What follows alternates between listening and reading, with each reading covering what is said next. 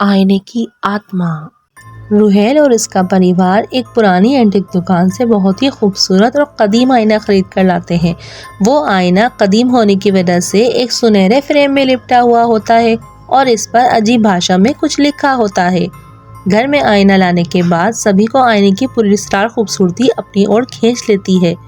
پہلی رات روہیل کی پتنی نے آئینے میں کچھ عجیب سا دیکھا۔ اسے ایسا لگا کہ جیسے کوئی سایہ آئینے میں حرکت کر رہا ہو، لیکن جب وہ اپنے آپ کو لگاتار آئینے میں دیکھتی رہتی ہے تو اسے ایسا محسوس ہوتا ہے مانو جیسے وہ کوئی بہت ہی خوبصورت ہو، جیسے کوئی پری۔ لیکن تھوڑی ہی دیر بعد سب کچھ نارمل ہو جاتا ہے۔ وہ اسے اپنا وہم سمجھ کر نظر انداز کر دیتی ہے۔ کچھ دن بعد روہیل کو ایسا محسوس ہوتا ہے کہ وہ آئینہ کوئی عام آئینہ نہیں ہے۔ جب وہ آئینے کے سامنے کھڑا ہوتا ہے، اسے آئینے میں اپنے آپ کو دیکھ کر عجیب سا خوف محسوس ہوتا ہے۔ اس کا عکس مسکرا رہا ہوتا ہے، جبکہ روہیل تو خوف کی وجہ سے سنجیدہ ہوتا ہے۔ اگلے دن روہیل کی پتنی کو آئینے میں کسی عورت کی جھلک نظر آتی ہے، مانو جیسے کوئی عورت اسے اپنی اور بلا رہی ہو۔ لیکن جب وہ پیچھے مڑ کر دیکھتی ہے تو کوئی بھی نہیں ہوتا۔ پھر اسے ایسا محسوس ہوتا ہے جیسے کوئی اسے آئینے میں پکڑ کر اپنی طرف کھینچ رہا ہو۔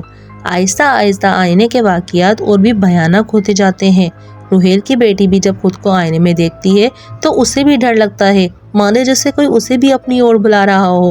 رات کے وقت پورے گھر میں عجیب سی سرسراہٹ کی آوازیں آنے لگتی ہیں، جیسے کوئی چل پھر رہا ہو۔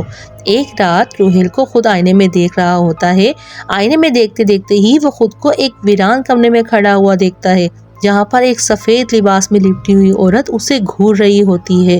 اس کی آنکھیں لال سرخ ہوتی ہیں اور وہ روہیل کو مسکرا کر دیکھتی ہے، لیکن پھر سب کچھ نارمل ہو جاتا ہے۔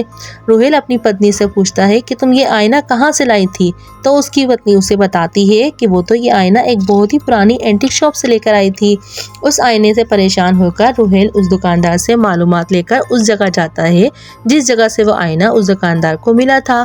معلومات اکٹھی کرنے پر روہیل کو یہ معلوم ہوتا ہے کہ وہ آئینہ تو 100 سال پہلے کسی عورت کا تھا جس کے ساتھ بہت ہی اتیاچار ہوا تھا، اور اتیاچار ہونے کے کارن وہ مر گئی تھی، اور مرنے کے بعد اس کی آتما اس کے شیشے میں قید ہو گئی تھی، اور اب وہ آتما اس آئینے کے ذریعے زندہ لوگوں کے ساتھ رہنے کی کوشش کر رہی ہے۔ آئینے کی آتما آہستہ آہستہ پورے پریوار کو اپنے قابو میں کرنے لگتی ہے، اور پھر یوں ہوتا ہے کہ روہیل اور اس کا پریوار اپنے آپ کو اس آتما سے بچانے کے لیے آئینے کو توڑنے کا فیصلہ کرتے ہیں۔ لیکن جیسے ہی وہ آئینے کو توڑتے ہیں، ان کے آس پاس کا ماحول بدل جاتا ہے۔ روہیل اور اس کے پریوار کو اب یہ احساس ہو چکا ہوتا ہے کہ اب وہ بھی اسی آئینے میں قید ہو چکے ہیں، جہاں سے نکلنا ناممکن ہے۔ ویڈیو کو لائک کر کے چینل کو سبسکرائب کر دو، ورنہ یہ آئینے کی آتما آپ کے گھر بھی آ سکتی ہے۔